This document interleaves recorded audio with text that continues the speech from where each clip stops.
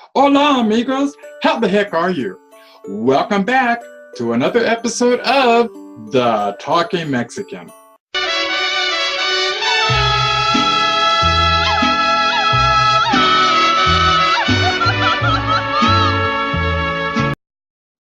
Welcome to door number 8 of 12 Doors Knocking, 8 Words to Live By. The 8th door knocking is unique because it has everything to do with the present and the future and very little to do with your past.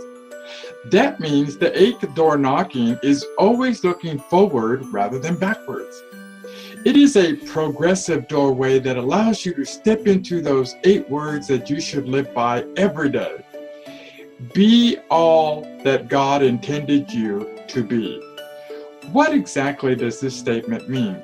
The 8th door knocking is about growth, conviction, passion, believability, strength, desire, athleticism, fortitude, diversity, and honor.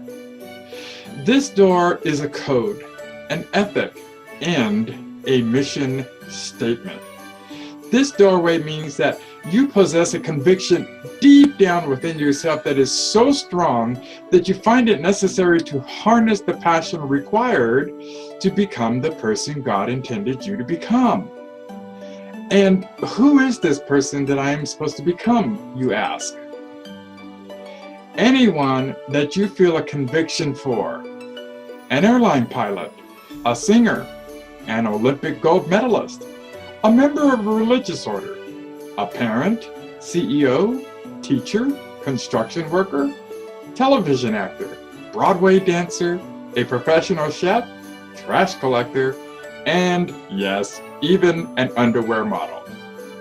Each of us is expected to become our own individualized mission statement. Before we can understand what it is that God wants us to become, we must first understand what a mission statement is.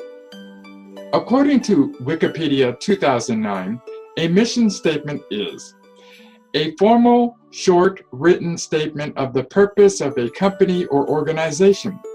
The mission statement should guide the actions of the organization, spell out its overall goal, provide a sense of direction, and guide decision-making. Now I can see some of you scratching your noggins asking, what did he just say?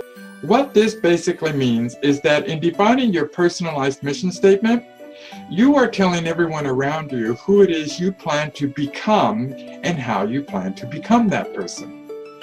That begins with having an action plan and a certain amount of believability or faith in order to accomplish your mission.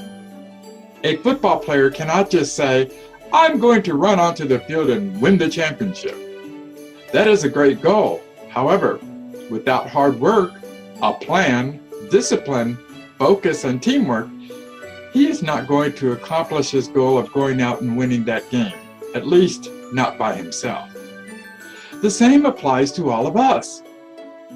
Let's agree that the most important part of accomplishing your goal of becoming all that God intended for you to become is to have an action plan. Okay, fair enough, but what is an action plan? An action plan is a written document that describes the steps necessary to complete a specific objective. The first step in setting up your action plan is step 1. List steps that are measurable and attainable. Think about what it is that you want or intend to accomplish. Step 2. Identify clear responsibilities. Describe the barriers that must be eliminated or reduced and how this will be accomplished. Step 3. Develop a specific time schedule. Decide when you will start and complete your action plan. Step 4. Identify the resources needed to accomplish the action plan. Make a list of the resources you will need to accomplish your tasks and how you will obtain those resources. And finally, step 5, track your progress. The best way to track your progress is through a journal. Write short notes on what you have accomplished and what still needs to be accomplished pursuant to a specific task. That way you can visually see where you are and what you need to do to get to where you want to be. One suggestion I would offer is to have one action plan for each specific goal that you intend to accomplish. For example, if you plan to write your first book and get it published, have one separate action plan for that. If you plan to lose weight, have a separate action plan for that. It is easier to keep track of and complete your action plans or goals if you keep track of and work on those plans individually rather than collectively. Multitasking is a great quality to possess. However, I believe multitasking should be left at the office, and even there it's questionable, where action plans are concerned.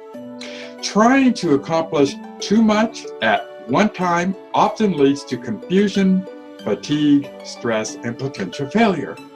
Ask anyone who spends his or her lifetime trying to please everyone. You just cannot do it. Please everyone. Exercise 14 is an example of what your action plan should look like. Feel free to stop the video in order to review this action plan. Remember, the goal of the action plan is to assist you with accomplishing your goal of reaching and becoming the person you believe God has called you to become. The action plan is your virtual ticket to riding your favorite e-ride, which can only be found in your personal living amusement park that exists within you. In other words, you know what makes you happy. You know what you want to accomplish in life. Do not measure yourself by human standards. Measure your self-worth and accomplishments in God-ments. That means everything you do is measured according to and by the rule of God, not humanity. Now, go out and become the person God intended you to become. Tomorrow, we will explore door number 9, 9 strong friendships. We're almost at the end and close to Christmas. I will see you then. Have a great 2 day. Adios.